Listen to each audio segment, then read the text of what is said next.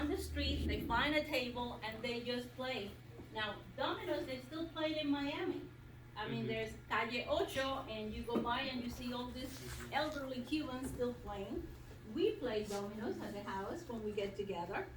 So it's a big one. But chess is big. Actually, Jose Raul Capablanca was a world champion in 1920, chess champion. So it goes back a long, long time. Um, then on the sports, baseball. We have a lot of baseball players here. And I just picked a few. I picked Tony Perez. He plays for the Cincinnati Reds, and he's the only Cuban in the Hall of Fame. In the Hall of Fame. And then I have Ivan Hernandez, which he played for the Marlins, and his brother also. They both defected from Cuba. I believe they played for the Cuban team, and in one of their trips to Mexico, I believe, they left and they came here and they were able to resume playing here.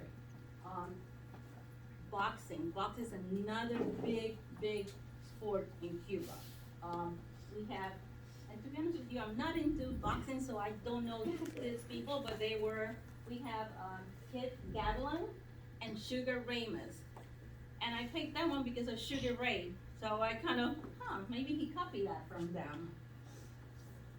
And then soccer is another one. You see kids on the streets just kicking the ball, playing, and it's great. And we have actually Jorge Luis Gonzalez, which plays for Tulsa's team, and Sandy Sanchez, and he plays for the Cuban national team. So sports is very big in Cuba. Especially baseball is the number one, and then the rest. Then comes to music and dancing. Any chance when you get together, you will hear music. All kinds of music. It's the typical Cuba. It's we have mambo, song, and cha-cha-cha. Now, mind you, I grew up in this country, so I don't have much of a rhythm when it comes to Cuban music. I never had it, so I don't know, not in my blood. But that gave way in Cuba when in New York at the beginning in the 50s, Castro came in 59, so in the early 60s, a lot of musicians left Cuba, went to Mexico, and from Mexico they came to New York and they merged with Puerto Rican artists there, and that's how the mambo came about. So it's a combination of the Cuban music and the Puerto Rican music and all of that, but it was mostly, he likes music too. So that's how that came about, and now that is dance in Cuba everywhere. I mean, it was adopted by the Cubans, and it's a big deal. But it's not just that kind of music, ballet. Back in, and this is going back a long time, in 1930, Alicia Alonso she did ballet all over the world. So it's not just the fast music, it's also in the different kinds of arts that we have there. Now, who knows Camila Cabello? She's Cuban. She does very well. And then, of course, I have others that you might not know. I was amazed that Anna knew this name. Celia Cruz. Celia Cruz, you guys, oh my goodness, I am so happy. Because she is the symbol of Cuba when it comes to our music. It is, she was amazing. She was a great lady. Sad story about her is when she left Cuba, she left again through Mexico, and the government would not let her go back. So when her mom passed away, she was not able to go see her because she had to leave her behind. But then she got a chance to go to Guantanamo Bay once to perform for the troops there, and she brought back with her a little bit of the Cuban soil. And when she was buried, I believe she's buried in New Jersey when she passed away, that little bit of soil was put where she was buried. So at least she has a little bit of Cuba with her. Then we have actors. We have one that you guys will know, but you might surprise me again. Desi Arnaz. He was married to Lucille Ball. Do you know him? A little bit, yeah. He's from the old days, but he was married to Lucille Ball, and you mostly know him because of her fame. Then we have William Levy, which, unless you watch Spanish music, Spanish channel, you probably don't know of him, but he was in a Hallmark movie, so I know him from there. We have Andy Garcia.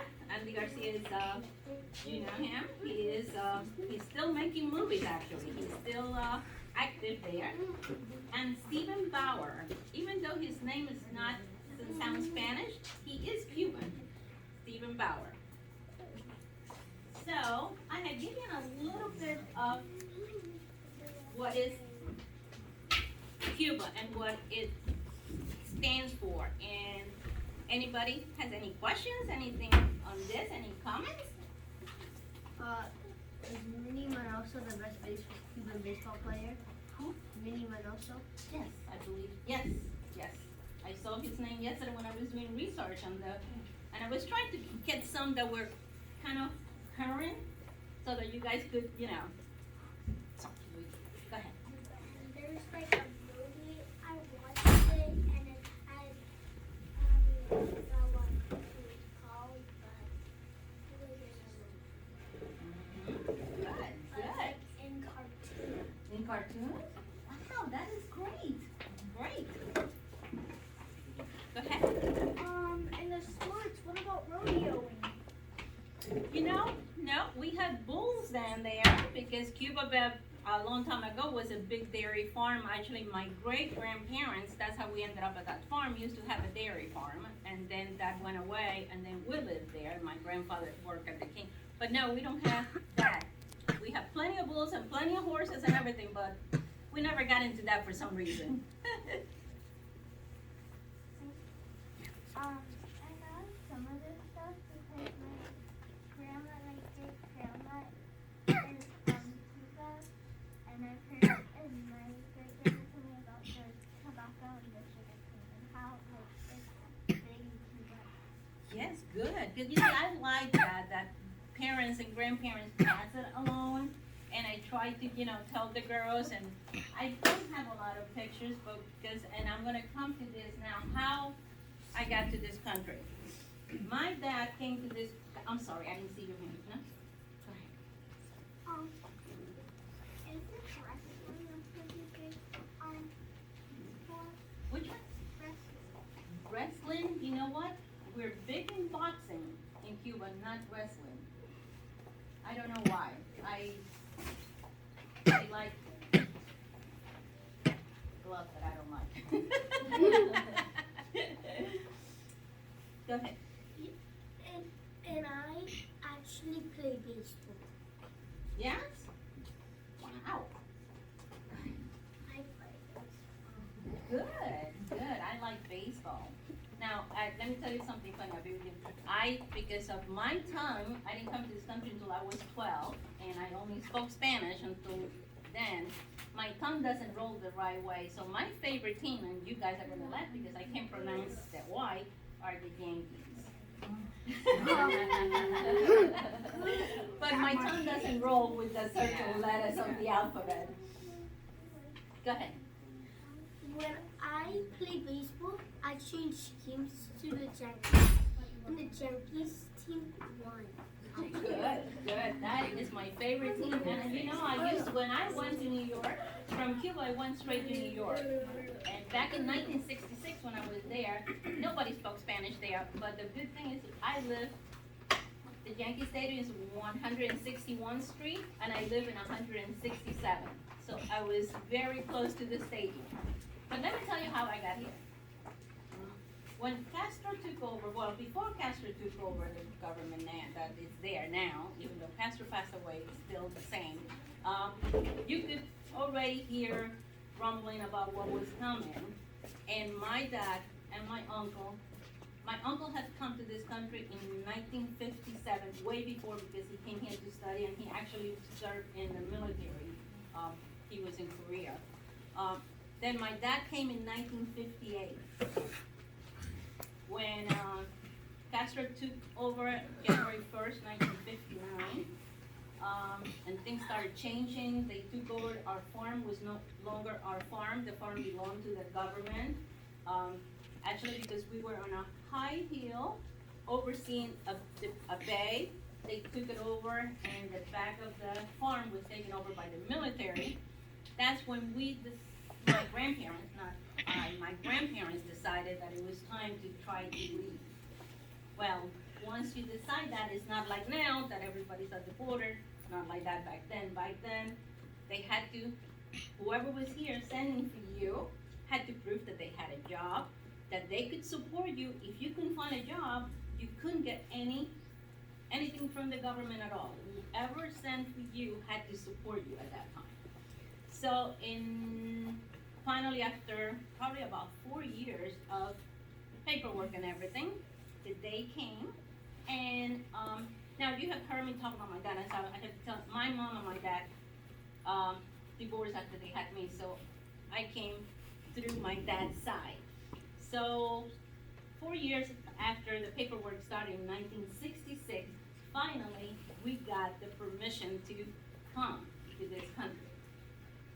It was the first time in a plane for all of us, and the reason we don't have many pictures is because you were only allowed the outfit you were wearing and an extra outfit on your suitcase.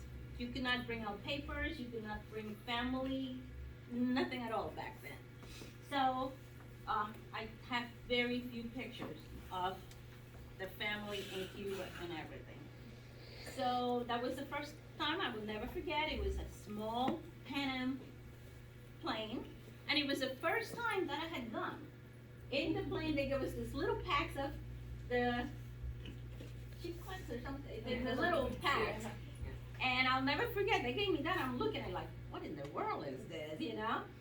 So we came, it was April 15th, so we left Cuba with a beautiful temperature of probably 80s, mid-80s. We got to Miami. We spent probably, oh my God, 15 hours or more at La Torre de la Libertad, the Freedom Tower. That's where they used to process Cubans when they came. I went there. You went there? Yes, it's a big landmark for Spanish people to go see in Miami. And we spent about 15 hours there. We went from one place to the other place, fingerprint, shots, all kinds of stuff. And from there, they took us to Miami Airport. To my surprise, that plane was 3 times the size of the little plane from Cuba to Miami. And we went to New York because that was our final destination where my dad and my uncle lived. Well, we got to New York. It was one of the few times that I think that it had snow in New York in April. So we get there, warm blood from Cuba, not prepared. Actually, in Miami at the Freedom Tower, the people would donate clothes and they give us these huge coats, but they were not really warm. And so we get there and there's snow up to our ankles. And it's like, what is this white stuff on the ground, you know? And cold, oh my goodness. It was very, very cold. But that's how I got there. And I am thankful every day. I love Cuba. I love my birth country. But I love this country. And because it opened the doors and for a better life, not just for me. But I came with my grandparents, like I told you before. And of course, none of them spoke any English at all. And the funny thing, back then, we went to the Bronx, and back then, there was no Spanish speaking there. But my grandmother, she never learned English. Never. My grandfather did because he used to work at Alexander's department store. He was one of the custodians. But my grandmother never learned any. But every little store around us, she taught them Spanish. Like if she went to buy potatoes, she would say papas. Plantains, plátanos. So the guy from the little store learned Spanish, but she thought everybody Spanish, but nobody was able to teach her English at all. Not even my kids. So my mom, because my parents were divorced, was not able to come. She was already married and had 2 kids, my sister and my brother. And the last time I saw her was when we said goodbye before I left the place in Havana where they did all the paperwork to go to the airport. And I didn't see my mom again until 1990 for 1966. Because I did the paperwork for them, but it took so long that by then my brother was in military age, so they couldn't leave. So thank God, now we're all here. And actually my mom will be here this weekend. So I have my brother, my sister, and everybody here. But it took a long, long time for me to see them again. And that's one of the things, like I said, right now Cuba is a combination of, and I'm not getting into politics, but the government is very controlling. So you cannot leave right now. Actually, there's not a relationship with the United States right now. Before we did have an office there, but right now we don't. Go ahead. So if you go to Cuba, you can't get out? No, you can visit. Actually, today, one of the biggest businesses in Cuba is tourism. It is huge. There's big hotel chains like Melia, which there's one around here. It's open in Cuba. Barcelona, which is another big chain, is open in Cuba. And it's huge, huge. But for the tourism, like myself, I could go there with my American passport now. And I always said that I would not go back. I became an American citizen when I was, I came at 12, at 18. I had to wait 5 years, and then I started the paperwork, and I became an American citizen. I always said that I would not go to Cuba unless I had my American passport. Well, then I got it, and because I was I was a minor when I came, I was kind of afraid of going back, and they say, well, now you're an adult, do you want to stay? So, and by then I had kids, so I never went. I just brought my sister, my brother, and my mom, and everybody is here now. No. But that's the story of how, but Cuba right now, their money is mostly made on tourism. Mommy, I'm gonna mess this up. Really How long did you live in good. Cuba? Until I was 12. Let me see that. I was 12. So really, I have lived in this country longer than I lived there. But I still love my country. And I do understand that things have changed there. This is my dad sitting in front of our house in the farm. And that house does not exist anymore. That house was torn apart. It was a big farmhouse. So what I understand is that from that house they made like 3 little houses because there's no material and stuff. So that does not exist anymore. What's that one? This one here? With the telescope. Really good. Oh, goodness. Thank you for bringing that up. Hemingway. Did you guys know Hemingway? He's one of my favorite writers too. He had a house in Cuba. He had, that is, I'm not let you guys pass this around so you guys can see it. You see a typewriter, just like he had a house in Key West. He had one in Cuba, and he has his typewriter that he used. And right now there's a museum. That's one of the tourist attractions in Cuba. Now there's a museum with Hemingway's. Whatever he had when he was at that house, it's still there. So, and that's another big. He spent a lot of time there. I don't know if you guys know there's a Slappy Joe's restaurant in I think they just opened one here in Orlando. But there's one in Key West. There was one in Treasure Island.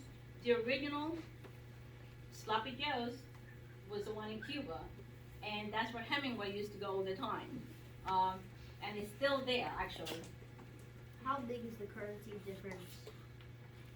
Oh, it's huge. It's huge. For $1, US? Yes, it's like, now, it depends, because they have their own money now, but like if we send Cuba $10, that's like 100 of their pesos. So how much pesos, what is 100 pesos buy you? Like what can you buy with 100 pesos? Not much, Not much. not much, because the food is very expensive right now. You can only buy it at certain places. Clothing, it's unreal. Like, let's say for a pair of jeans, it's like 400 pesos. So that's like Well, $40. hmm Now, a doctor in Cuba makes 200 pesos a month. A month? So, So $20 a month. and that's the doctors. So, it's very, very, very, very, and they cannot, right now, they're going through a big crisis with COVID and, the lack of tourism, so the dollars are not coming in.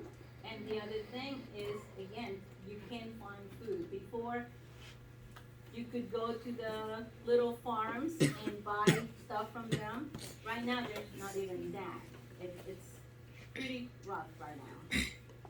So if you have, yes, My grandma and great grandma, when my grandma was alive, she came to the West and she went to California. yep, there's a lot of, we're all over the United States, all over, because when we came back then, we had to go to where our family had been established. So we went to New York. Like my sister, my mom, and my brother, when they came, they went to Miami, and it was fine because I was here in Orlando, so we were in the same state, and I did the paperwork for everything. But yeah, we're everywhere. Places that I would not even think, that little towns, that they only speak English. How did a Cuban end up here? How did you spend your days, like, when you lived in Cuba? Like, what did you do in your free time? Like, what did you do for fun? I was lucky that I was in a farm, so we played outside. There was no such thing as TVs, no such things as games. It was all outside. I played mostly with dolls. I love dolls and I love little houses. So that was mainly what we played. And I would ride a horse, but of course my grandfather had to hold the reins because I would not go by myself. So it was outdoor. And you could go to the orange tree and pick up one and just eat it out there. So it was good. Now, I live in the farm, like I told you guys, but when I went to school, I went to the town of Vanes, which is like right here in this little point right there, to my aunt's house. So I spent from Sunday night to Friday in their house to go to school, and then I went back to the farm for the weekend. Yes.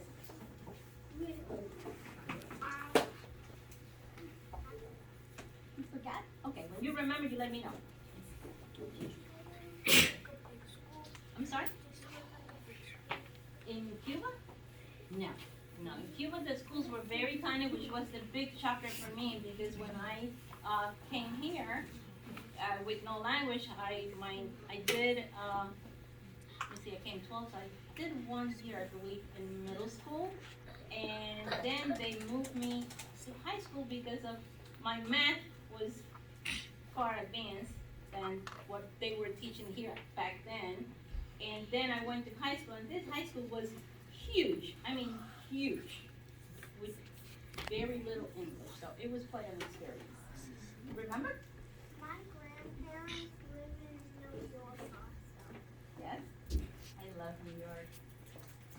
I like to go visit. If you didn't know the language, how did you go to school and get the grades you did? Oh, it was not easy.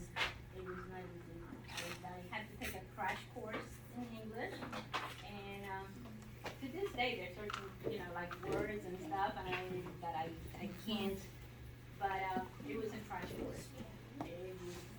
It was not fun at that time.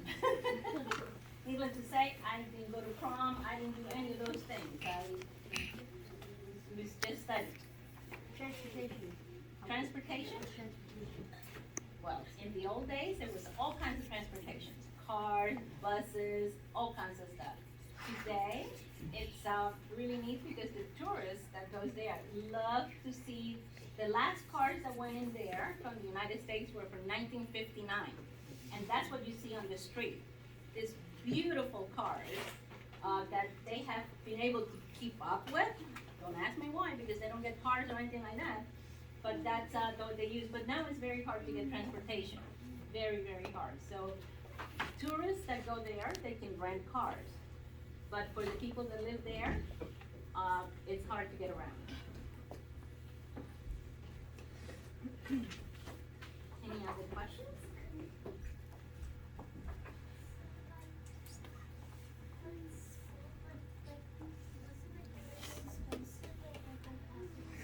I'm sorry.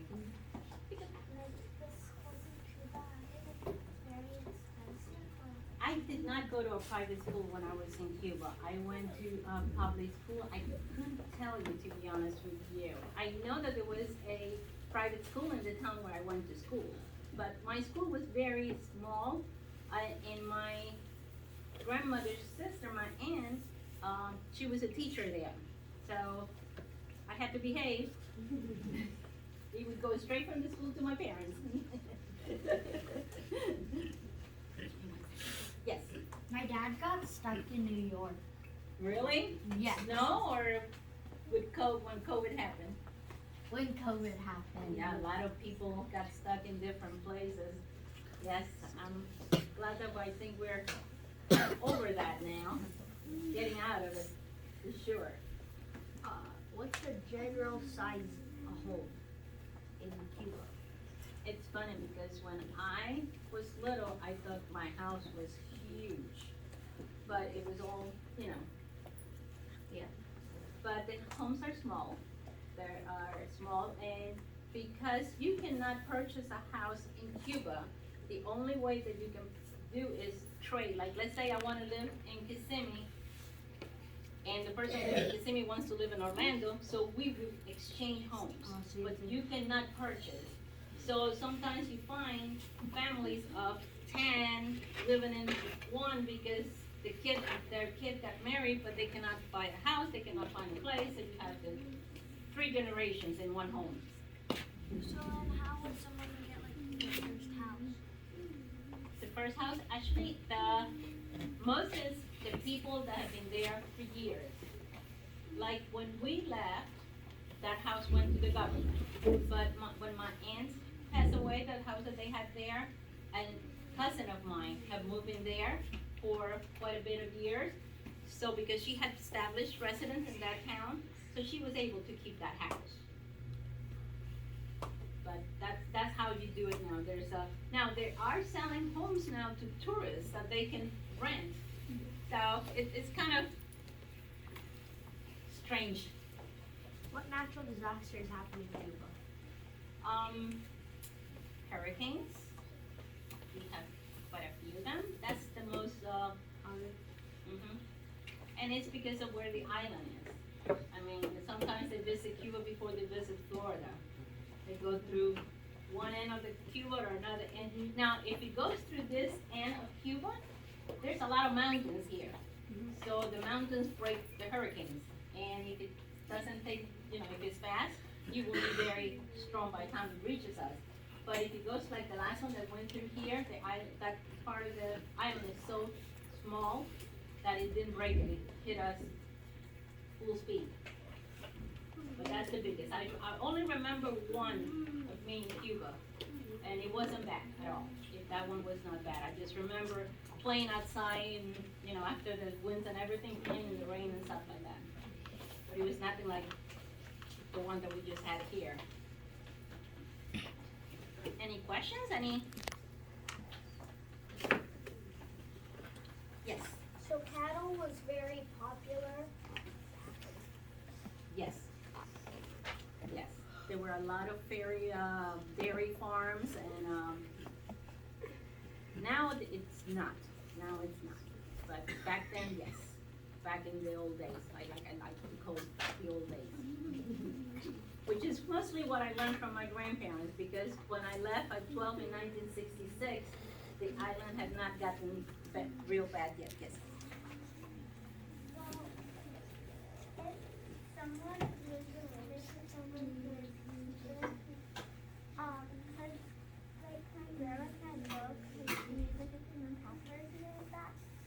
What if like you don't have one and you want to do it and you're come to Cuba, can you still go? Well, depends when your grandmother got here, because like I can just go with my American passport because I came in '66. Anybody that came after 1970, like my sister, my brother, my mom, in order for them to go to Cuba, they need a Cuban passport and an American passport. And the Cuban passport is about $600, so not everybody can, just take out $600 and send it to Washington and wait for that. And so you need both passports if you came after 1970. Okay, let's hope my dad is there in 1970 because we have his 1970 visa. It's independent visa. I think we can like wow, like in the beginning kind of, because it's almost like people come like government people can like out and like knock down like he did get out. And like and I think grandma was able to get was able to get pictures and talk from here. Oh, yes? One thing that I forgot to tell you is, and I think Anna's wearing one, it's called a guayabera.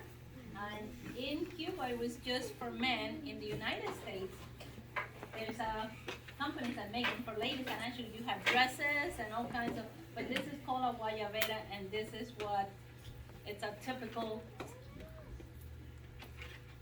dress for Cuba. What's one thing you miss about Cuba? I'm sorry? What's one thing you miss about Cuba? That families get together. That is the biggest thing. What's that picture? Which What's that picture below the This one? Those are kids playing baseball on the street, which is you see that everywhere. Soccer and baseball, you see them. Cuba has beautiful beaches. I mean, gorgeous. If you go to the west coast of Florida, that sand, that's nothing compared to those. They're beautiful. Then this is the food that you find. This is people playing chess on the street, like I said. Go ahead. What's the most common animal that you would see in Cuba? The most common animal?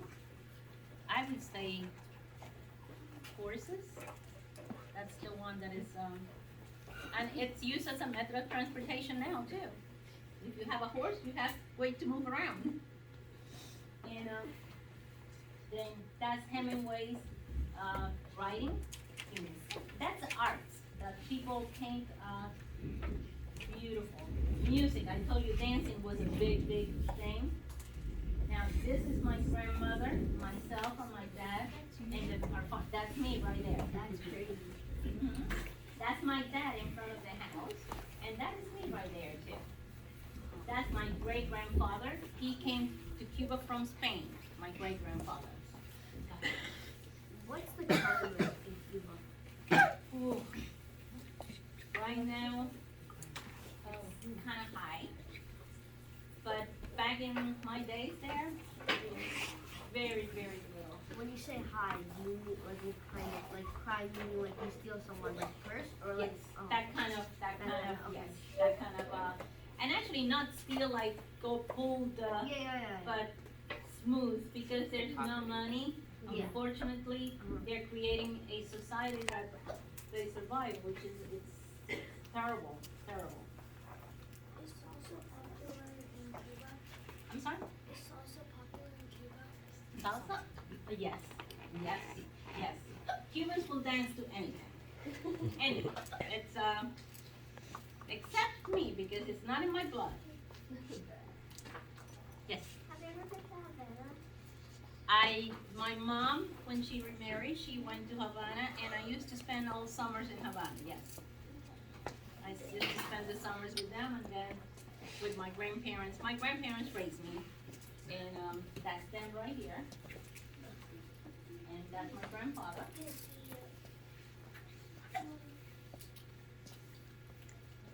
Well, any questions? Are you guys tired of listening to me? No. Thank you so much. Oh, you're very welcome. Oh, I bought cubanos, which cubanos are Cuban sandwiches. And they're made with the Cuban bread, which is delicious. Of course they are. And I had pork ham and cheese, and you can put mustard.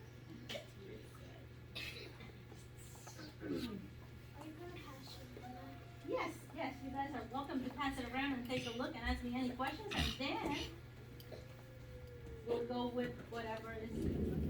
Well, maybe, Anna, how about pass around the sandwich, or do you want to do it first then? Let's see. Can me and Anne do this last? One. Come here, Anna. Oh, I forgot to show you guys.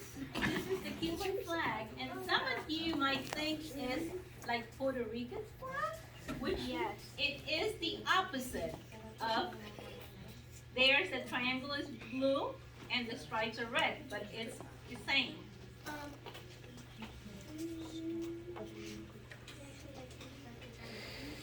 I'm sorry?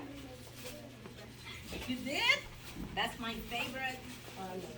When I go to Miami to visit the family, I buy Cuban bread. By the time I get here, one whole thing is gone because I eat it on the 3 hours drive. I'm sorry? None? Actually, we can pull the pork out of one if you like. Check it out, okay, and see if you can. I'm sorry? Have you ever seen a Cuban boa? A Cuban boa? No, because I'll be running. No, I have not. I have not. I'm sorry? I'm actually from. You are? Cool. I have two great grandkids that are half Cuban, half Puerto Rican. Yep.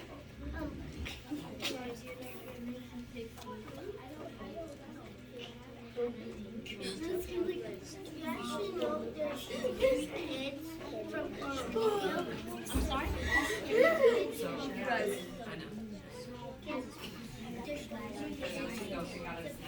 Do I know? I've been to Puerto Rico. I've been there once, and I have my best friend is from Puerto Rico. I like the things it gets. No. Well, I don't know if you. No.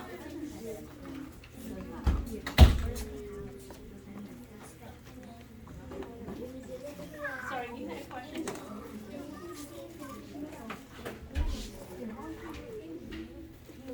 Okay, for my friends that can't eat pork, Steven's getting a snack ready, but you can also have rice ready if you would like. Only for my friends that do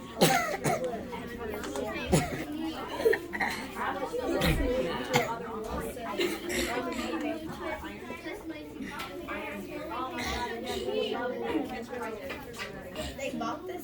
They bought it for.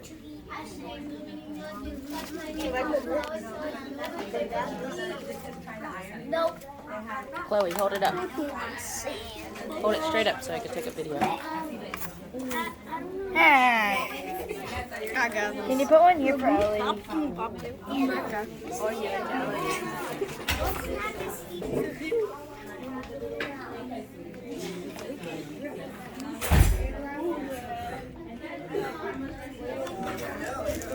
Love you. Love you.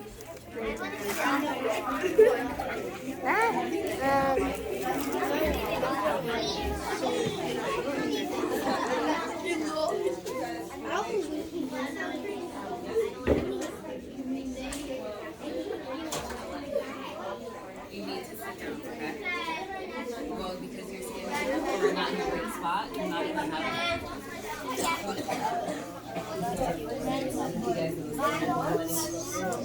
You guys